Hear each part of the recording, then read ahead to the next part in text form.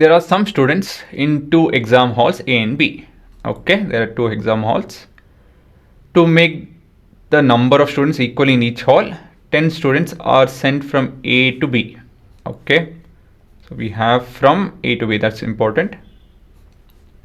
But if 20 students are sent from B to A, okay, the number of students A will be double that of the number of students in B.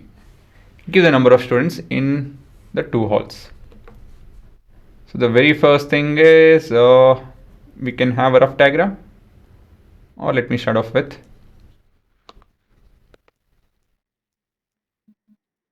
a statement. Let the number of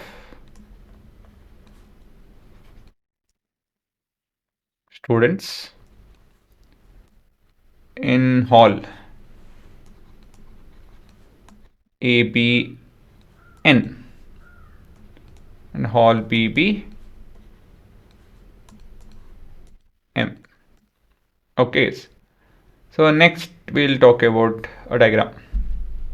I'll do it over here. There are two different cases, is it not? So we have been given case 1. So we have a hall and another hall. There are a number of students, we don't know how many. But what they're telling is if 10 people go from here to there, right, then the number of students are equal. Agree? If the number of students equal in each hall, 10 students are sent from A to B. So that's A and that's B. Okay. Now, the very fundamental question is this. There were n students, 10 students went from A to B. How many students are left? N minus 10. Agree? There were m students, right? 10 students went to this hall. So the number of students over here is m plus 10. So this is what you guys have to understand. That's the point of drawing all of this. Okay. Next on to case 2. So we have the same hall, same bunch of students initially, but we have this to be A, this to be B, and here there is movement from B to A. So what is that we are looking at? B to A, but 20 students are sent from B to A. So we have 20 students. So presently there are m students. So if 20 students go, it will be m minus 20. And here there are n students, and it becomes 20, n plus 20.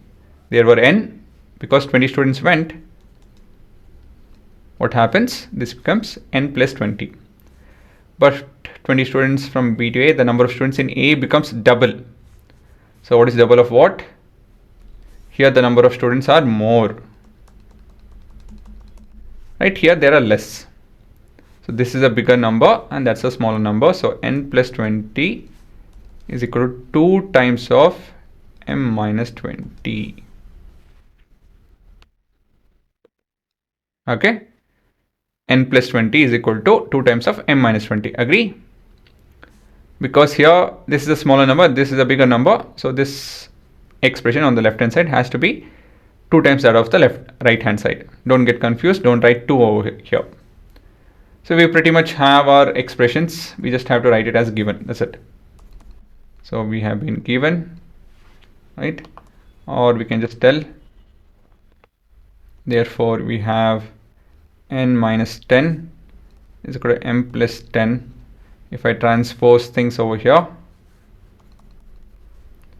like m over there and minus 10 over there. So we have n minus m is equal to 20. That's our equation 1.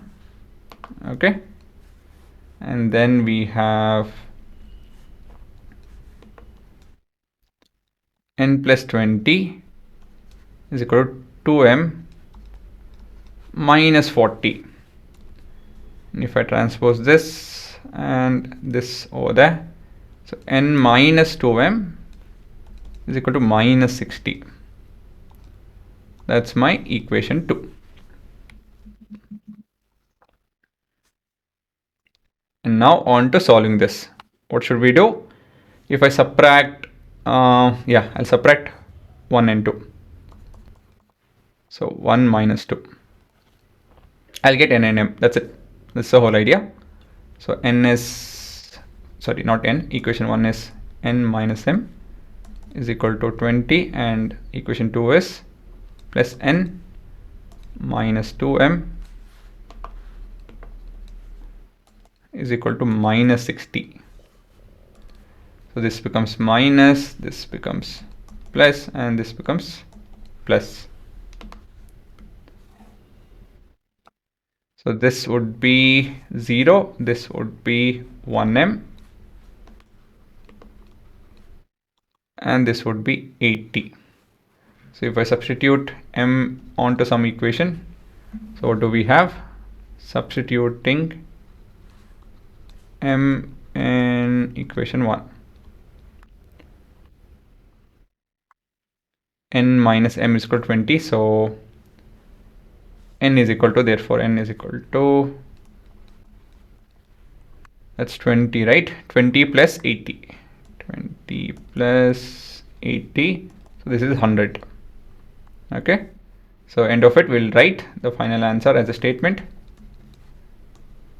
Number of students in hall A is equal to 100, and in hall B is 80. That's it. Okay, so it makes sense, is it not? 10 students go, what happens? 90, 90.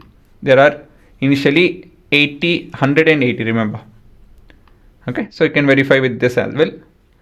So now you guys can pause and have a look at the answer. And the funda over here is, the main thing over here is, I'll give a star for this diagrams.